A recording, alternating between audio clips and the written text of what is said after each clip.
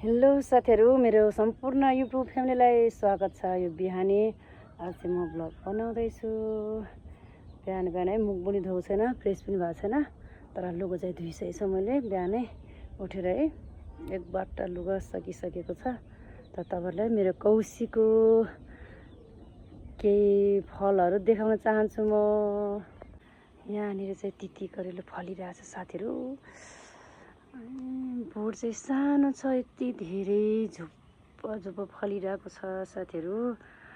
अनि हामीले कौशीमा पनि खेती गर्न जाने भने हुन्छ, म्यानेज चाहिँ गर्नुपर्छ है। बोट चाहिँ सानो छ तर फल चाहिँ कति लागिरहेको छ। अनि यता ड्रागन फ्रुट है, ड्रागन फ्रुटमा पनि अनि कति फल लागेको थियो कि। अनि म यति खुसी भएको थिएँ है, एउटै हाँगामा छ नि 10-15वटा फुल लागेको थियो। तर लास्टमा चाहिँ हेर्नु साथीहरू, 2-3टा जस्तो बस्यो कि, किनभने पानी नपुगेर हो कि अब मल नपुगेर त्यो चाहिँ थाहा भएन। म चाहिँ एकदमै अर्ग्यानिक, एउटा औषधि पनि हालेको छैन, कुनै पनि औषधि हालेको छैन। सायद त्यही भयो भने होला फलहरू कति फल्दा पनि झरेको छ साथीहरू। अनि यता पनि अब फल लागिसकेको छ साथीहरू। अनि लोकल टमाटर देख्न सक्नुहुनेछ। अनि लोकल टमाटर यति धेरै फलेको छ हजुरहरू।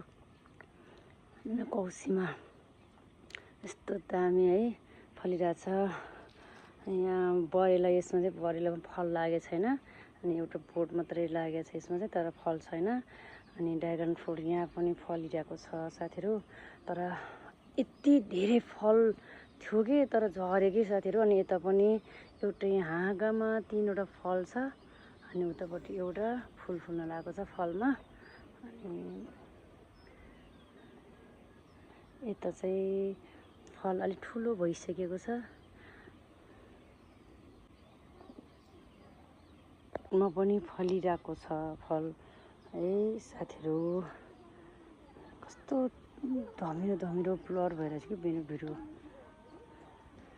अनि मेरो भिडियोलाई चाहिँ तपाईँले माया गरेर हेरिदिनु होला सुरुदेखि अन्तिमसम्म साथीहरू। यहाँ पनि फुल फुल्न लागेको छ। यो ड्रागन फ्रुटको फुल चाहिँ राति फुल्छ है। यो चाहिँ सायद भरे राति फुल्न सकिन्छ, दिउँसो फुल्दैन है। कस्तो अँधेरो अँधेरो भएको कि। यताबाट खिच्यो भने अलिक राम्रो आउँछ होला। अनि यहाँ पनि टमाटर देख्न सक्नुहुनेछ, कति धेरै टमाटर फलेको छ नि त। अनि म चाहिँ लुगा धोइसकेँ। अनि अब लुगा सुकाउँछु भनेर अनि मैले चाहिँ लुगा सुकाउनुभन्दा अगाडि अनि भिडियो गरेको। अनि तपाईँलाई उता अनि यो अगबारी खोर्सानी हो कि के खोर्सानी हो। अनि मैले चाहिँ बोगो खोर्सानी भनेर रोपेको। अनि बोगो खोर्सानी एउटै निस्किन, यहाँ चिचिले कति धेरै लागेको छ। अनि यता सानो बोटमा चाहिँ यति धेरै छ है साथीहरू। यस्तो नै फलिरहेछ। अर्ग्यानिक कुनै पनि औषधि हालेको छैन।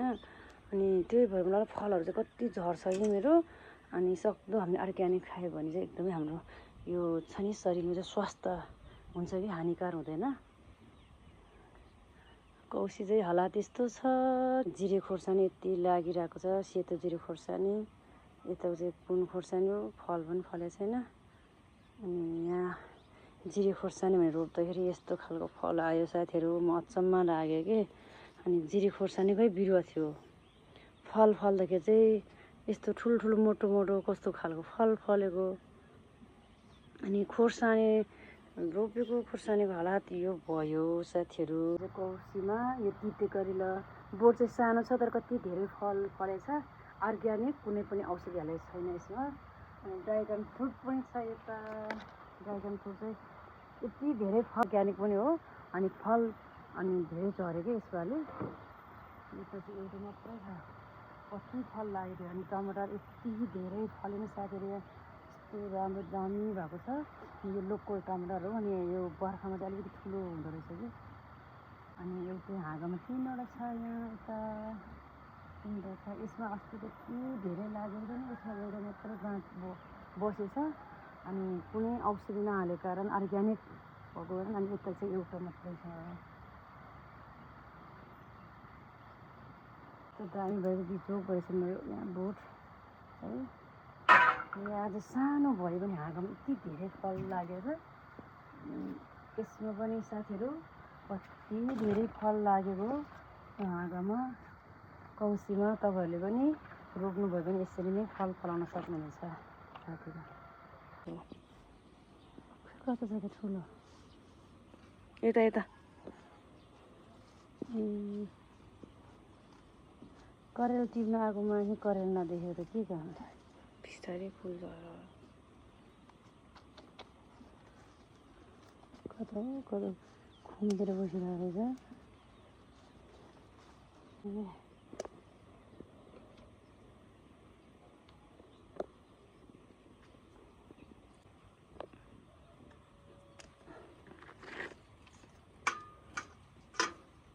पुग्छ अरे अब त पुगिसक्यो यति भए पुग्छ। अझैसम्म मजाले हेर्नु सान सान आएर गजैले पनि मुद्रा हेर